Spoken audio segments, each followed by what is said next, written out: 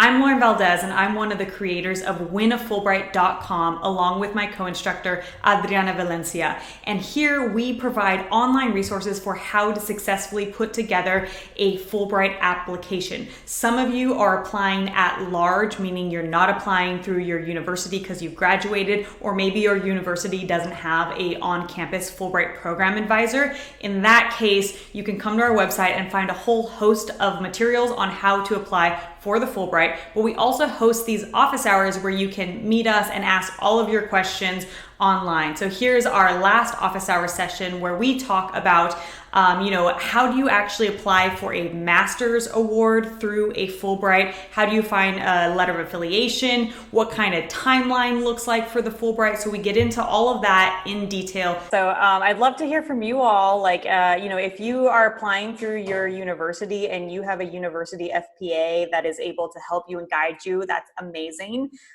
We work with some people who are applying through their university, but we also work with most people who are applying at large and don't really have someone to talk to with all their questions.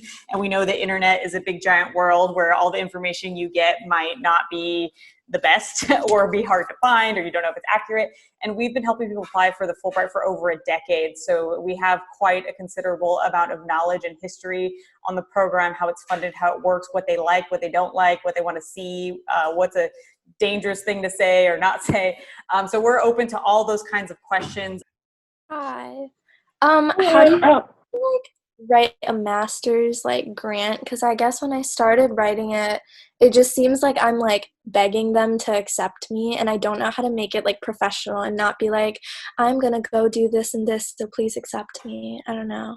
This applies to both the Fulbright application in general, regardless of if you're applying for an ETA or research or a master's, is that you really want to have alignment between what you're proposing and the host country.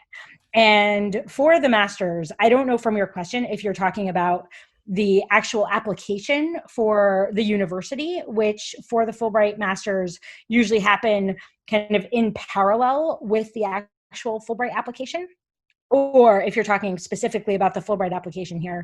But essentially, what you want to argue for is that that host country and or that specific program within that host country is a place that is uniquely suited for what you want to accomplish. So let's say if, if, for example, you were applying to do something at a program that is identical to your current program, or identical to a program that's offered in the US, or identical to a program offered anywhere else, there wouldn't be something to differentiate it.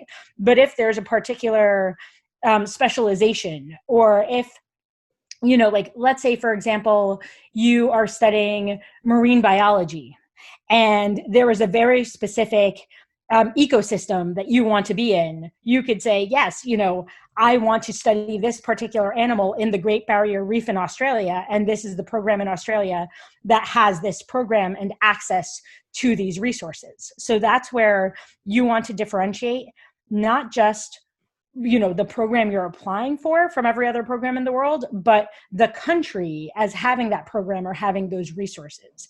And you also want to situate yourself as someone who is positioned to take advantage of and be able to best utilize those resources. Someone asked this question by email and in the chat that when you are applying for a master's program and a Fulbright, you're doing both at the same time.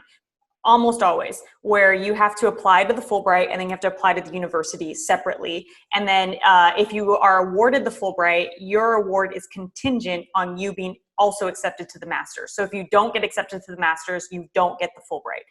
And vice versa, if you get accepted to the master's but you don't get the Fulbright, you can still go. It's just not going to be funded by Fulbright, which is why we often recommend that people look for multiple funding streams. And the more common case is you get into the master's but you don't get the Fulbright. I've actually never heard of a situation of anyone I've known where they got the Fulbright but then they didn't get into the master's, because the Fulbright's a lot harder to do. But you are applying to both. There are, I think, a couple cases, and I'm not sure on the countries, where the Fulbright has like a specific master's programs set up with the university and you only apply through Fulbright. That's more rare though. Almost always they have you apply to both and you have to get accepted to both.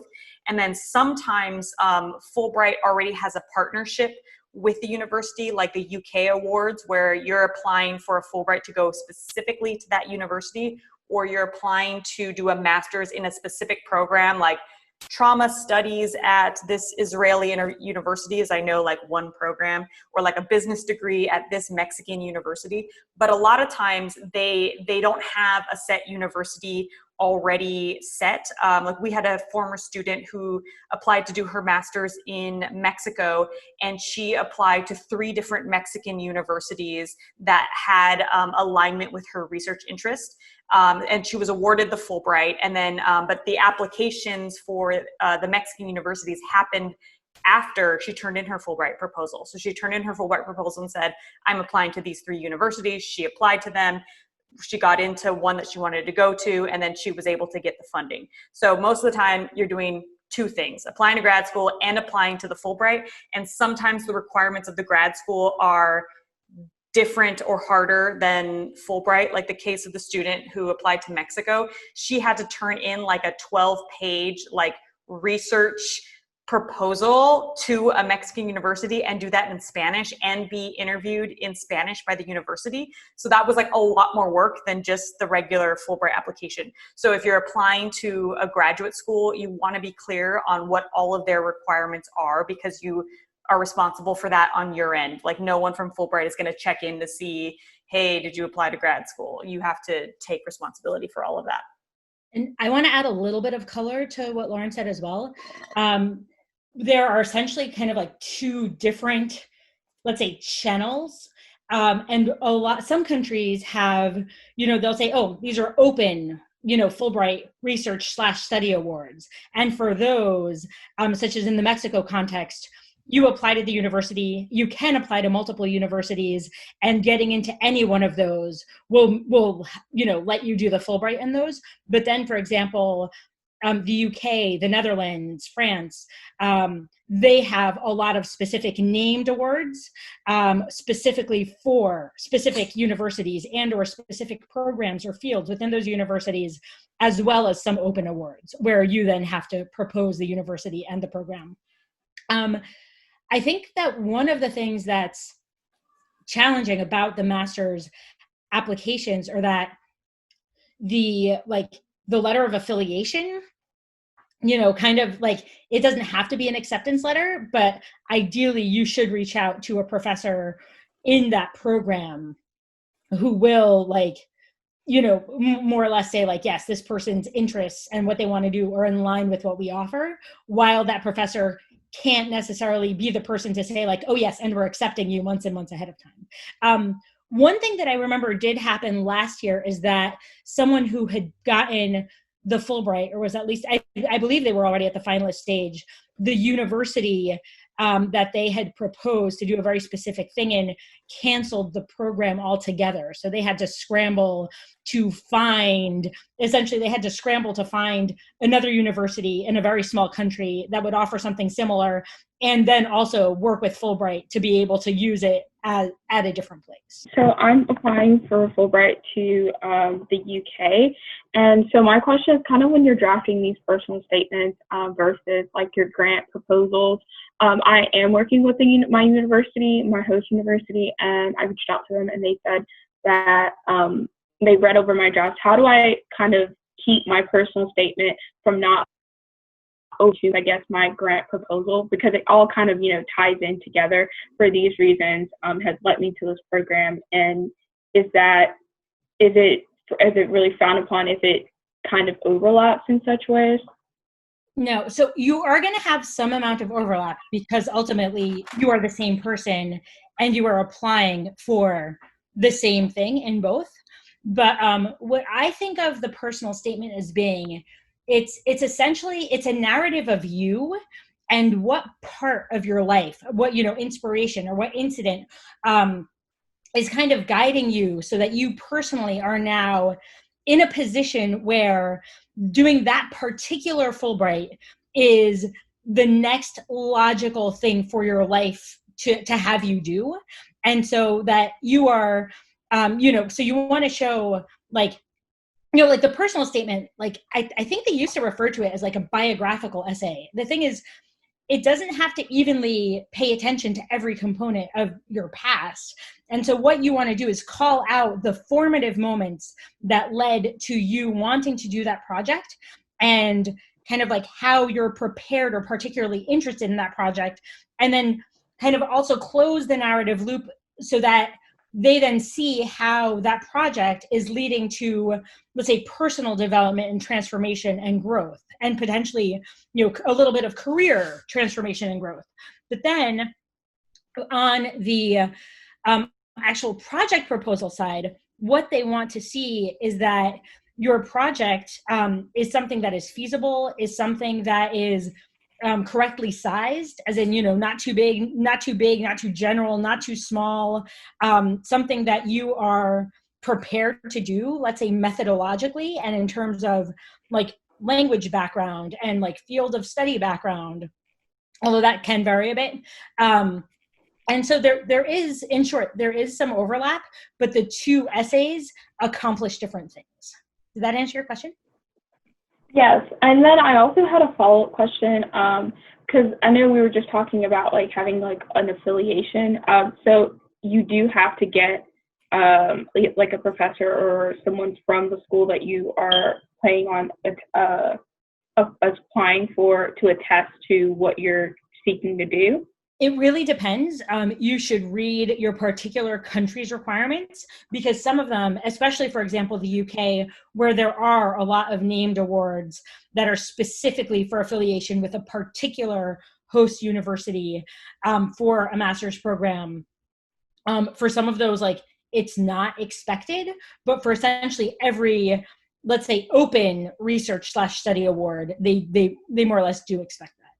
And if it does ask for that, Adriana mentioned an example earlier of like a professor. Oftentimes it doesn't even need to be that far. It could be like the administration, like the example of the student who applied to Mexico. She just reached out to the admin staff and said what she was applying for, and they just gave her a letter that said, this person is eligible to apply for our master's program in the fall.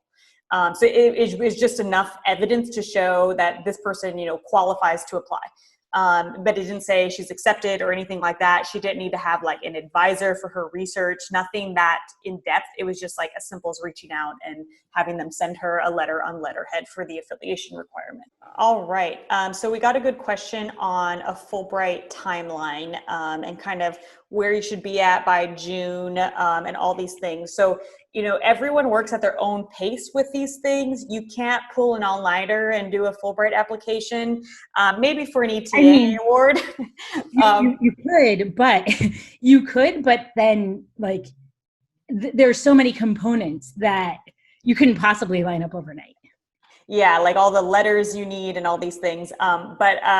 Everyone works at their own timeline. I'd say, like, if you're just getting started right now, there's still plenty of time to develop everything you need to develop for the October deadline. If your university has an internal deadline that's like August, then you need to move more quickly. Some people have already missed the boat if their university requires them to like, they have a deadline with your intent to apply in like the springtime, and then your university doesn't let you apply if you have missed that deadline. In that case, if you've missed your university deadline, you still have the opportunity to apply at large on your own and not go through your university process. But basically, there's a big range and everyone moves at different times on that range. So it's okay if you haven't selected a country yet. It's okay if you don't have a letter of affiliation. Like, it's all part of the process.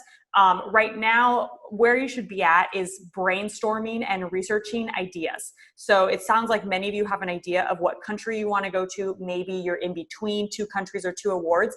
That's still totally okay at this phase. Like, you want to be doing research and reading and reaching out to people who are familiar with these countries and these topics to start to hone in your idea. For me, when I applied for the Fulbright, I wasn't sure if I wanted to go to Bolivia or Brazil for like a long time. And I kept doing research and like kind of outlining ideas for proposals for both countries at the same time. And then as I narrowed in, I realized Brazil was a better fit for me. And I don't think I had a letter. I had one letter of affiliation probably towards the end of the summer, like August, September-ish. But then I was required to have an affiliation with the university, and that I did not get until the week the Fulbright application was due in October, because that one was like harder for me to get. And like we meet people like that all the time, where like they might have an affiliation that says yes, and then their affiliation ghosts them, and then they need the letter and it's last minute, and they, in like the week before the application's due, they find another affiliation. We've seen cases like that. Some people get all that stuff together really early on. Like Adriana sent like one email and got an affiliation on her first try. Like it's different for everybody. Yeah. And so for one of my affiliations, and because my last Fulbright was a multi-country Fulbright, yeah, like the email was literally like, oh, hey, like, can I affiliate with your institution for this? And it was somebody who was married to a professor who was friends with one of my professors, like at my campus. And so it was really, really lightweight, but, so essentially that speaks to the power of networking and how easy like networking can make things. But it can take a lot of tries, and it's worth it. And Lauren she has a diagram. She has like a graph about this, but which is outside the scope of these office hours. But essentially, cold outreach is one of the best professional skills you can have. A, B, Lauren is really good at it. C, getting a good institutional affiliation. And the one that was really easy for me to get was the one that I needed. But getting a good institutional affiliation is the difference between having a really like rock solid proposal where it is clear that the country you're proposing is the country that you need to be in for your project, and just having a project that's middle of the pack and doesn't particularly convince people that that's the host country and project for you. Yeah, one of so when the Fulbright committee is reading your application, the number one thing they are looking for is feasibility. Like, is it feasible for you to show up in this country and do what you propose?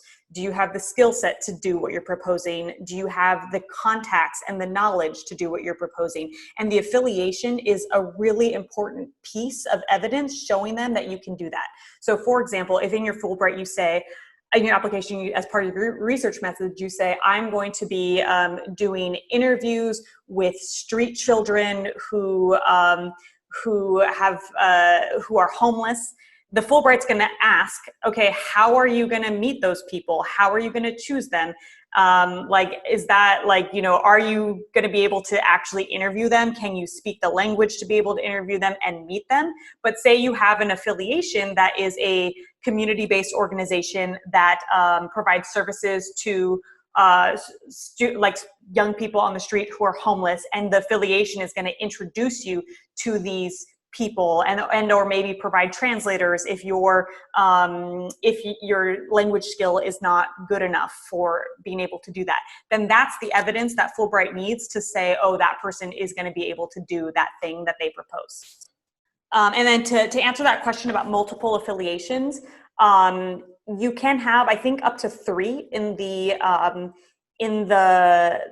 the portal, and you don't need to. You only need to have 1. But if you have multiple things you're proposing where you need access to multiple kinds of resources, then you want to be able to show that you have access to those kinds of resources.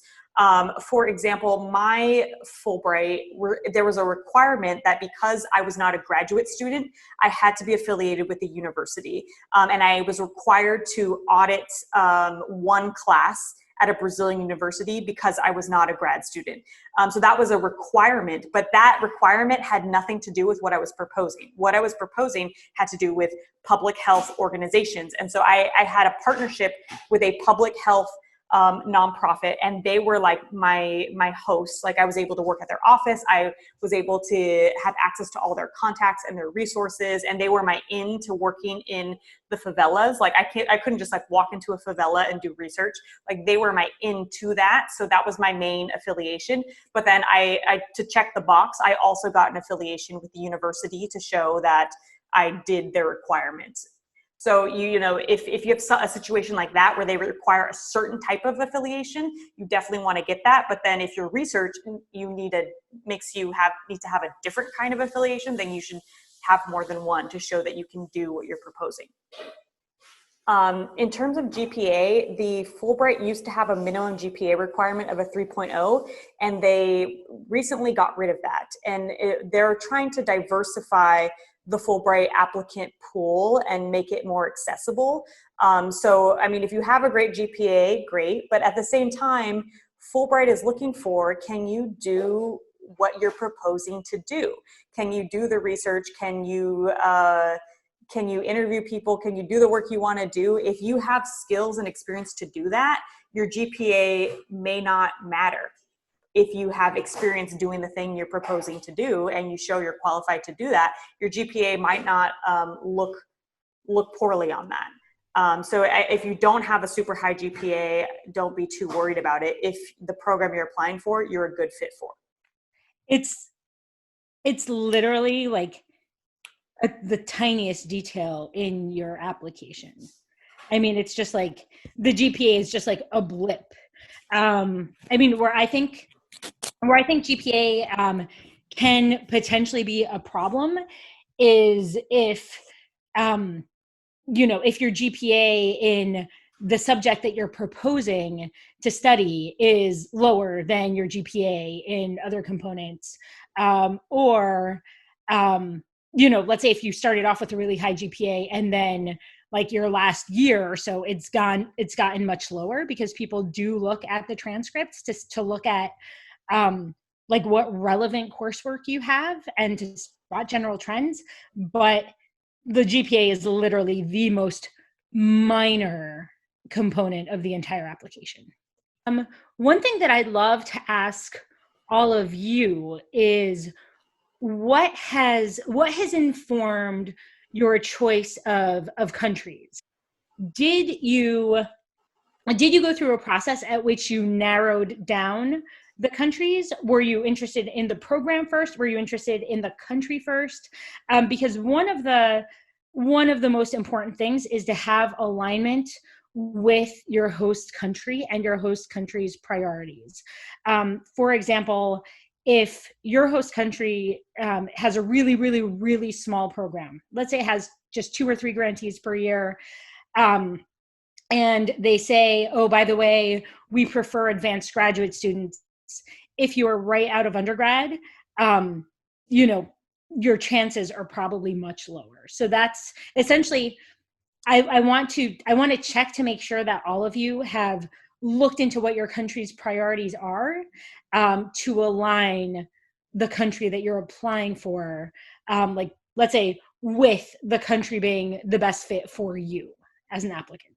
I'm applying for the research grant for Sri Lanka, and it says on there like PhD preferred, but the reason why I chose Sri Lanka is because my family is from Sri Lanka, and also like the subject that I want to research is the tea plantations, specific to Sri Lanka's like post-war, post-colonial framework. And so, and I also connected with someone who wasn't a PhD student yet, who received the Fulbright like several years ago, and I want to pursue my PhD. So I figured that like I'm completing my master's in social work right now, so I figure it's like an okay space to be applying for this. But yeah, that's kind of like where I'm at. I feel like I picked Sri Lanka because my interest is like completely in South Asian like post-colonial studies, and it just felt like the right stepping stone in my like trajectory, it's pretty standard for the countries with smaller programs to specifically say that they prefer graduate students. Where I think, essentially because you are in a master's program, you are in a better position than someone who would be approaching this straight out of undergrad. And because your interest is specifically about a very particular post-colonial context and a very particular phenomenon within that post-colonial context, like you clearly have to be in that country. So, I'm not going to try and convince you to apply for a different country instead. Where I think it's really important, not just for people in smaller programs, but especially for people in smaller programs, to make an argument, whether in your personal statement or through, let's say, well-managed recommenders, is to manage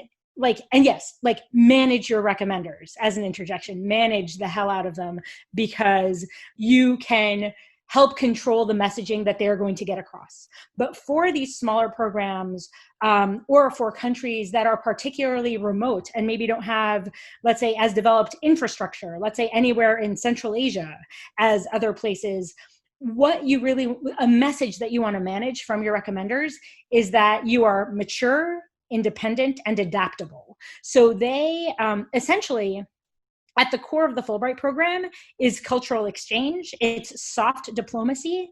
The only time that you should be appearing in a newspaper article is when it's talking about, like, oh, look at this Fulbrighter who is here in our country doing this, or, this Fulbrighter presented like their ability to play bagpipes, here while they were in this other country, or, something like that. You do not want to make the news for something terrible. You do not want your local commission or administrator, and I don't know if Sri Lanka is a commission country, I'm presuming no, because it's such a small program, but you do not want your relevant person on the Fulbright side in country to have to, let's say, deploy any sort of PR machines, have to call the police, any of those things. Like, Fulbright is like a big component is about maturity, independence, and adaptability. Yeah, and I think your example really highlighted, I think, like, for everyone, that you want to be that tight aligned fit of, like, you have a personal connection or you don't need a personal connection, but there's like a background of like why you want to go there. And then there is a very specific thing you want to study there. And that's connected to the next thing you want to do, which is get a PhD to dive into this more concretely. And so that's like a perfect link between with what they're looking for. Like, you want all those things to tie together. Where this is like problematic for people, and this is like, we see things like this all the time. Like, I talked to someone last year who was like, I'm applying to the UK to look at like arts-based gentrification. And I was like, that's a terrible idea, like, because the UK is the most competitive place you can apply for, and arts-based gentrification is happening everywhere in the world. So like, consider, not that it's a terrible idea, but like, consider other options where you have a way better chance at getting that award. So for those of you who have some flexibility in what you are applying for, like, consider the statistics around those countries, and maybe, you can improve your odds in another country, which is something I made a choice about when I was applying for the Fulbright between Bolivia and Brazil. Bolivia took like 3 people, and there was like some political uncertainty around if their program would get canceled or not. And Brazil took 35. And way less people apply to Brazil because there's just a lot less Portuguese speakers than Spanish speakers. And I was like, okay, my odds are a lot better in Brazil. And what I'm interested in is, built environment infrastructure and how it impacts people's health, and like slums. Like, there's plenty of places I can go study that same question. And Brazil said they would take Spanish speakers who've begun the study of Portuguese. I'm like, well, I could start studying Portuguese now, and like, I'll be fine by the time I get there. And so it was a little bit harder to kind of have to learn Portuguese, but it was a better fit for me overall. And now I'm married to a Brazilian, so it was like a good fit overall. You mentioned that your family is Sri Lankan. There are definitely some countries that view, let's say, heritage grantees very favorably, and others that do not. So, I think for the most part, they're neutral, but people on, especially let's say the US screening side, they want to make sure that you are not treating it as a paid vacation to go like hang out with cousins and so on. And one thing that everyone should be on the lookout for, let's say if you were a potential heritage grantee to any country, is to make sure that that is one of the countries where if you have dual citizenship, where you are not prohibited from applying for dual citizenship or actually have to give up citizenship to that second country. But, you know, essentially like they want to make sure that if you're applying to a country that you're actually like going to participate in cultural exchange, you know, like from the US, like, you know, like bring your little slice of like, you know, like deep fried like pie or whatever, you know, to like wherever it is that you're going, so that you're not just getting the money and then running with it and like going to work for the Colombian government afterwards. Yeah, and for a lot of people, they do have personal connections to the country. Like if the application requires you to speak Korean, like you probably have only learned Korean if you learned it from your family, you know? So it's like there's lots of cases in which being a heritage grantee and like being able to speak the language is a huge bonus, especially if it's a language requirement. And so it's not like they don't want that. It's just that they want to see that you're there for another purpose too, like which is the underlying mission of Fulbright, which is cross-cultural exchange. And Amy, I saw you sent this as a question by email earlier, and I think we could kind of cover both your questions in this about is extensive international travel experience viewed negatively when applying, and what are the important personal qualities of a Fulbrighter? So I think kind of in the context of both those questions, like international travel experience is not required. And if you have never been to that country, that doesn't mean you can't get a Fulbright to go there. Oftentimes, though, there is a language component, a language requirement. So if you haven't been to that country, you may not have ever learned the language. So many people have experience in a country, and that's also how they learned the language. And Fulbright has this kind of vague rule that throws everyone off, where it says like they prefer people without extensive experience, but that rule is very broad. If you studied abroad in the country and you spent like, you know, a year there, that doesn't count against you. What they mean is like if you lived there for like many years, then they're like prior to applying for the, like right before applying to the Fulbright, not like maybe you were born there, but like right before applying to the Fulbright, then they wouldn't choose you because they think you've already experienced that country. You've already had that international cultural exchange there. And they would prefer someone who's newer to that culture to have the award over someone who just lived there the past 2 years. Like if you see on the requirements, many countries do not allow you to apply for the award if you are currently living there while you're applying. So say you're currently doing a Peace Corps stint in a country and then you want to apply for a Fulbright, you're not eligible because you're already living there as a Peace Corps volunteer, and that's like too much experience there, and they want to expose you to a different culture and environment. I've actually known former Peace Corps volunteers who have then gotten the Fulbright in the same country though. I guess it's possible, but they tell you it's preferred. Although that being said, I don't know if any of them were Peace Corps volunteers and applied for the Fulbright while they were in the Peace Corps. It was more of they did the Peace Corps, went back, let's say we're working on a master's in the US, and then, you know, we're a PhD. And then they said, oh, wait a minute, I want to go research this thing that is related to this culture that I learned about while I was a Peace Corps volunteer. You know, but now in like a formal way or a different part of the country, so on and so forth. One thing I want to talk about is language requirements. Even if the language is not required, and if I recall correctly, you would be applying for a hard science proposal. So you would probably be working in a lab where let's say the language of everyday operation within the lab would be English. But the Fulbright, you know, again, it has as its core cultural exchange. And one of the best ways to participate in cultural exchange is by speaking the language of whatever your host country is. And, you know, applications for the next cohort are due in mid-October. I mean, it's solidly mid-October this time. It's usually a little bit closer to early October. And what that does is that gives you time to learn the language. That gives you time to, let's say, between now and October, learn enough of it that you can write, that you started studying it in, I mean, are we technically in the summer already? Summer started on June 21st, right? Okay. If you'd started studying it 5 days ago, 6 days ago, you could have said, I started studying this language in the spring, and it would not be that much of an exaggeration.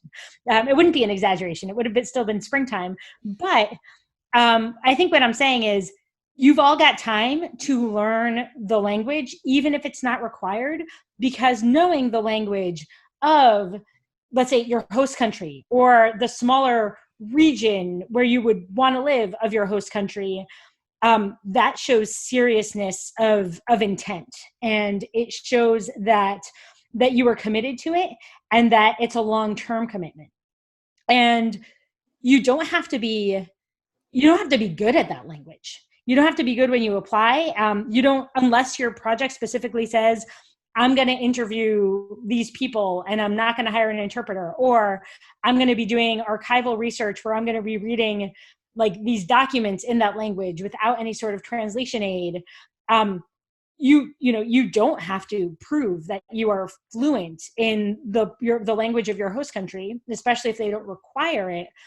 But you should demonstrate that you've got enough of the language for the project that you're proposing, and that you really want to integrate into the culture of the host country. And so you're learning the language. Essentially, the very short version of this kind of like circuitous spiel is, identify a language for your host country, study that language, and have plans in place to keep studying that language until you're in your host country, and possibly even as an intensive immersion program when you first arrive at your host country.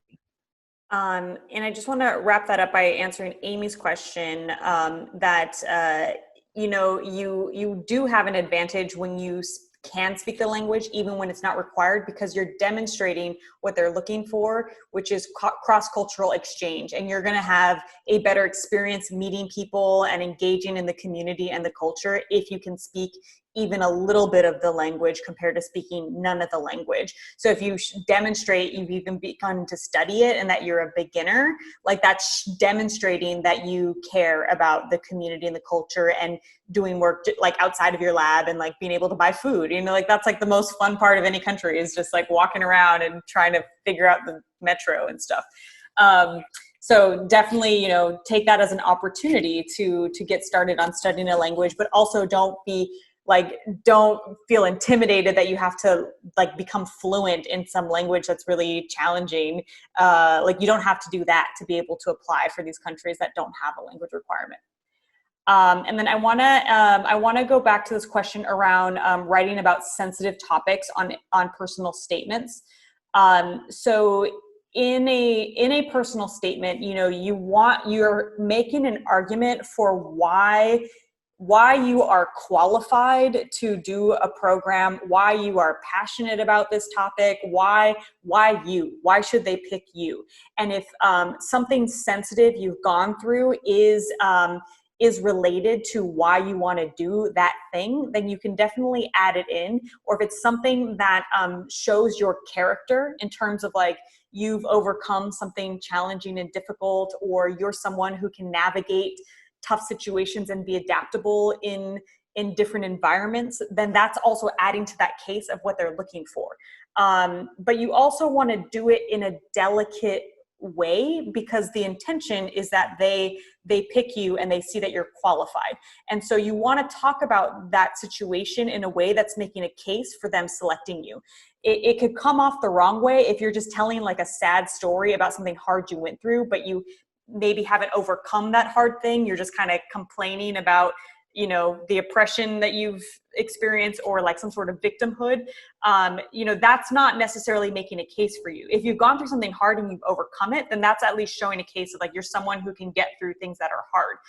Which a Fulbright is really hard, like emotionally, spiritually. It's pretty hard to just like drop your friends and your country and then go throw yourself into a new environment for a year.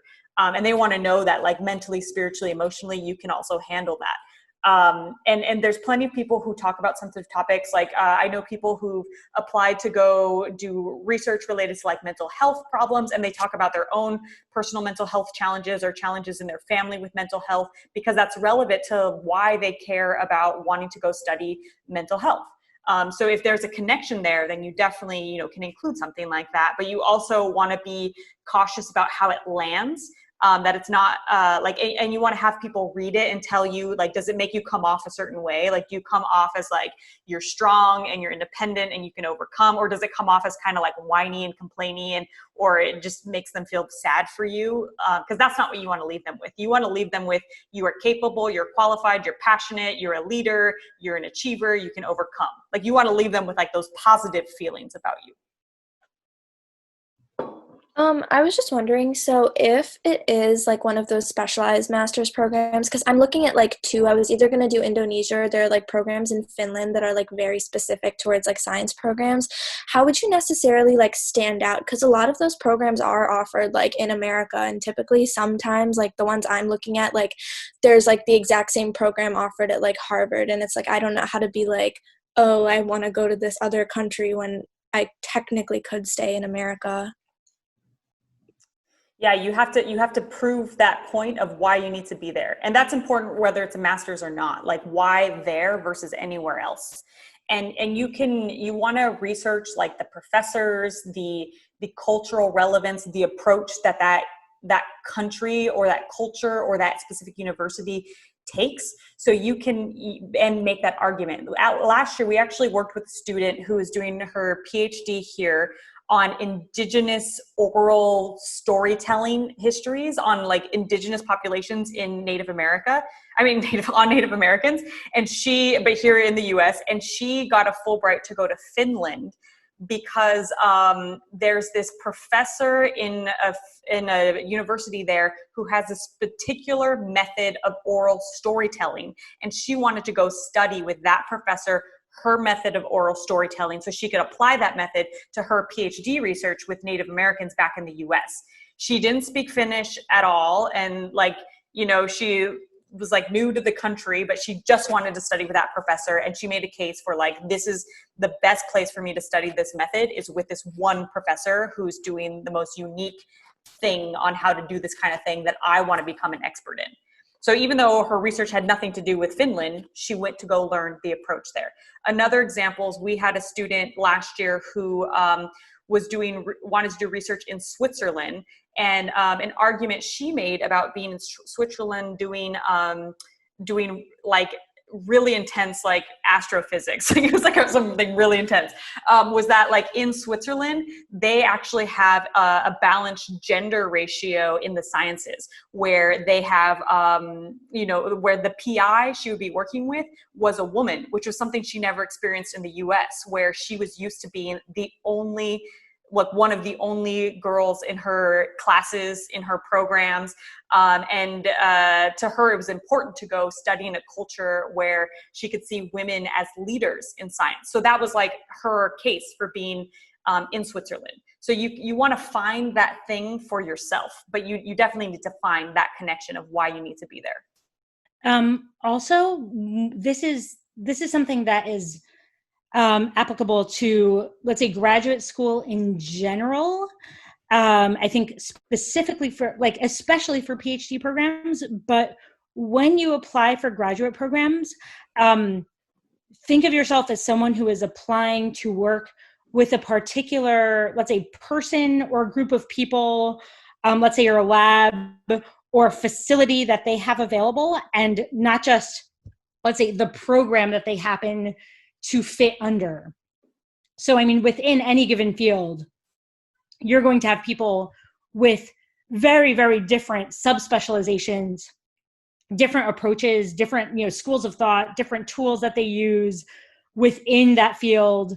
And what you want to do is find alignment with someone who is doing something that interests you. And that's where I think, even for a program where there are programs such as that in the United States and in a bunch of other countries, you want to make sure that you are setting yourself to work with a particular person or a lab, or lab with that person, or approach with a core group of people.